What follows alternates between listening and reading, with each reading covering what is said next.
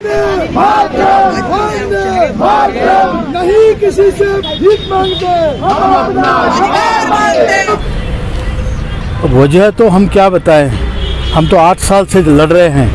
सरकार अगर संवेदनशील है तो सरकार को तो सुनना चाहिए था, लेकिन अभी तक सरकार हमारी बात नहीं सुन रही है और आश्वासन पे आश्वासन मिल रहे हैं। अभी आपने देखा रामलीला मैदान में हमने 7 दिसंबर को जो कार्यक्रम किया, उसके बाद जंतर मंतर पे 8 तारीख से हम बैठे रहे। फिर हमने 13 से आमरण अनशन शुरू किया। 14 को हमें आश्वासित किया गया। फिर 16 तारीख को फिर मंत्री जी से मिले, फिर उन्होंने आश्वासन दिया। फिर अभी कल परसों हमारे लोग फिर मंत्री जी को मिले बुल्ढाना में, फिर उन्होंने आश्वासन दिया। अभी आश्वासन तो मिल रहे हैं, लेकिन आश्वासनों से पेट नहीं भरा जा सकता। हम चाहते हैं कि हमारा प्रश्न जल्दी से जल्दी इसका निर्णय हो और हम लोगों को ये आने वाले 26 जनवरी से पहले, और बल्कि मैं तो कहता हूँ कि भगवान राम की जब प्राण प्रतिष्ठा होगी उसके पहले हमारे प्राण बचाया जाए, हमारी प्रतिष्ठा बचाई जाए और हमें अपना हक 22 जनवरी से पहले भी मिले तो ये हमारे लिए अच्छा होगा। हम भी राम जन्मभूमि के उत्सव में बड़े धूमधाम से शामिल हो सकते हैं। जिस तरीके से हेमा मालिनी लगातार आश्वासन दे रही है, भाजपा जो सरकार है, किस तरह से काम चल जाएगा? सिर्फ आश्वासन से तो काम नहीं चलेगा ना, क्योंकि तमाम जो पेंशनर वो काफ़ी बुजुर्ग भी हैं।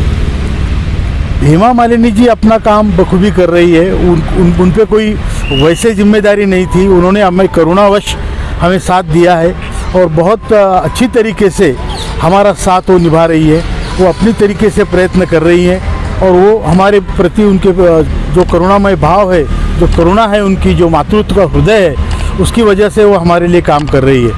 और साहब आपसे लगातार आपने 1 हफ्ता जो है धरना प्रदर्शन किया, उस बीच में कई सत्ताधारी पार्टियों के पार्लियामेंट मेंबर आए, उन्होंने कहा हम आपकी आवाज़ उठाएंगे। पार्लियामेंट में भी आप लोगों की आवाज़ उठाई गई? जी बिल्कुल उठाई गई। करीब 50 सांसद पिछले 8 सालों में उन्होंने हमारे प्रश्न उठाए, लेकिन अभी तक उस पर निर्णय नहीं हुआ है। अभी जो मंत्री जी ने बताया था, उन्होंने कहा कि मैंने श्रम मंत्रालय से वित्त मंत्रालय में अपने पूरे रिकमेंडेशन भेज दिए हैं। अभी मेरी तरफ से आपका पूरा काम हो चुका है। अब जो कुछ निर्णय लेना है वो वित्त मंत्रालय ने लेना है और उनका ये भी कहना है कि इसमें 2-3 मंत्रालय शामिल है।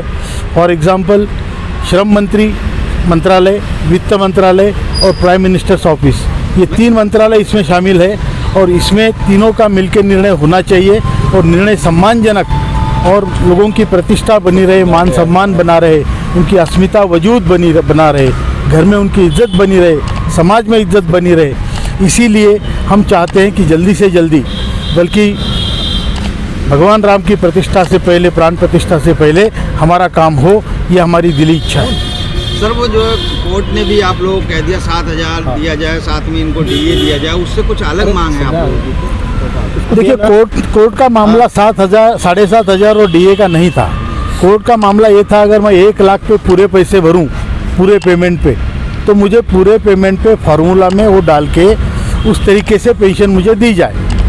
इसके ऊपर कोर्ट का निर्णय है, उसको हम हायर पेंशन कहते हैं। जो मिनिमम पेंशन की बात है, अगर किसी को 200 रुपये 300 रुपये पेंशन है तो उसको 7,500 और महंगाई भत्ता मिलनी चाहिए। जिसको भी 1000 या 1000 से नीचे हैं उसको 7,500 और महंगाई भत्ता मिलना चाहिए। उसके ऊपर जिसको है उसको उस हिसाब से उसमें बढ़ोतरी मिलनी चाहिए। सर आप 20 तारीख को आपने यहीं पे इसी लोकेशन पे आपने अपडेट दिया था। इस बीच में किन किन लोगों से बात हुई, सरकार के लोगों से क्या क्या आश्वासन मिला उन लोगों से? देखिए उसके बाद हमें श्रम मंत्री जी से आश्वासन मिला, उनसे मुलाकात हुई।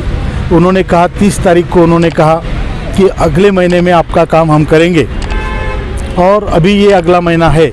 हम चाहते हैं कि हमारा काम जल्दी से जल्दी हो, या तो इस विवेकानंद जयंती पे हो, जब 12 तारीख को हमारा पूरे हिंदुस्तान में ईपीएफओ के ऑफिस पर मोर्चे निकल रहे हैं। पूरे ऑफिस में पूरे हिंदुस्तान में बड़ी संख्या में वृद्ध लोग ये ठंड के दिनों में भी मोर्चे लेके जाएंगे। सर करोड़ों में आप लोगों की संख्या, सामने लोकसभा का चुनाव, क्या सरकार को इन वोटों से भी डर नहीं लग रहा है क्या? सरकार की बात तो मैं नहीं कह सकता। हमारी बात कहते हैं कि हम अगर हमें न्याय नहीं मिला तो हमारे ऊपर अगर अन्याय हुआ तो सरकार के ऊपर फिर न्याय होगा। जब हम पे कोई न्याय नहीं करेगा तो हम उसका न्याय करेंगे, इतनी ताकत हम रखते हैं।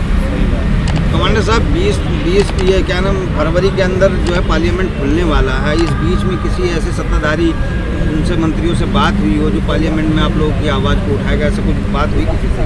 देखिए, सांसदों से तो बहुत सारे बात हुई, सभी पार्टियों के सभी पक्ष के सांसदों से हमारी बात हुई। उसके अलावा आदरणीय मंत्री जी ने भी हमें टाइम दिया। जब वो हिंगोली महाराष्ट्र में आए थे, हम उनको मिले। उन्होंने हमें दो टूक शब्दों में कहा कि आपका काम बहुत जल्दी कर रहे हैं और उसी के ऊपर हम काम कर रहे हैं और अगले महीने तक आपका काम होना चाहिए, ये हमारी मंशा है, ये उन्होंने कहा है। अभी वो अगला महीना मतलब ये चालू महीना है और इसी महीने में हमारा काम होना चाहिए। आपके बहुत सारे पेंशन भोगी आप लोगों के साथ हैं, अभी सारे यहाँ नहीं पहुँचे हुए हैं, उनको क्या मैसेज देंगे? अभी देखिए, हमने हमारा आंदोलन का कार्यक्रम जाहिर किया है, उसके हिसाब से हम पूरे सांसदों के पूरे हिंदुस्तान में अभी भेंट गांठ कर रहे हैं, उनको बता रहे हैं कि भैया हमारा काम करो, नहीं तो अगले इलेक्शन में हम तुम्हारा काम करेंगे। तमाम जो हमारा काम करेगा उसी का काम हम करेंगे, जो नहीं करेगा उसका काम हम नहीं करेंगे। तो चाहे किसी भी पार्टी का सांसद हो, उसके घर में जाके हम ये बोल रहे हैं कि आप हमें सहारा दो, हमारा काम करो, हमारी तरफ सहानुभूतिपूर्ण नज़रों से देखो। अगर नहीं तो फिर आपके अगले इलेक्शन में हमसे कोई अपेक्षा मत रखो, बल्कि हमसे उल्टी अपेक्षा रखो। ये हम कर रहे हैं। जो हमारे स्टैंडिंग कमेटी ऑन लेबर जो बनी है, उसके 31 सांसद हैं, उन्होंने भी हमारी रिकमेंडेशन अभी तक उनकी पहुंची नहीं है। उनके ऊपर हम दबाव डाल रहे हैं कि भैया आपने हमारी विटनेस ली पार्लियामेंट में 1.5 घंटा, उसके बाद में हमारा अगर आपने पूरा रिपोर्ट भेजा नहीं है तो आप कर क्या रहे हो? उनको ये पूछ रहे हैं। सभी CBT मेंबर्स जो कामगारों के प्रतिनिधि है, ट्रेड यूनियनों से जाते हैं, उनको भी हम पूछ रहे हैं कि वहाँ चाय बिस्कुट खाने के अलावा क्या कर रहे हो? हमारा काम कुछ कर रहे हो? कुछ त्याग पत्र दे रहे हो हमारे काम के लिए? कुछ किसी की आवाज़ उठा रहे हो, वॉकआउट कर रहे हो मीटिंग से? ये उनको भी हम पूछ रहे हो, चाहे BMS के हो, इंटक के हो, कम्युनिस्ट हो, HMS के हो, किसी के भी हो, हम उनको सबको ये पूछ रहे हैं। उसके बाद 12 तारीख को हम पूरे हिंदुस्तान में जो हमारे ऑफिसेस है CPFC के, EPFO के, उसके ऊपर मोर्चा लेके जाएंगे, बड़ी संख्या में जाएंगे और उनको हम अपनी बात फिर अलग ढंग से बताएंगे। कमांडर साहब, जो है आपको पूरा देश देखता है, पेंशन भोगी आपसे बहुत उम्मीदें लगा के रखे हैं, आप उनको क्या ये संदेश देंगे? चुनाव से पहले उम्मीद है हमारे को, जो हमारी मांगें पूरी हो सकती है? बिल्कुल उम्मीद है। आश्वासन अभी जो मिला है ताज़ा लेटेस्ट, उसमें तो इसी महीने में हमारा होगा। तो हम चाहते हैं कि जो 26 जनवरी से पहले या इवन 22 जनवरी से पहले हमारा काम हो, और नहीं होता है तो 30 जनवरी से फिर आप देखेंगे, फिर हम मिलेंगे, जंतर मंतर पे मिलेंगे। और इस बार जो मिलेंगे तो हम जिंदा वापस नहीं जाएंगे, या तो जीत के जाएंगे या मर के जाएंगे।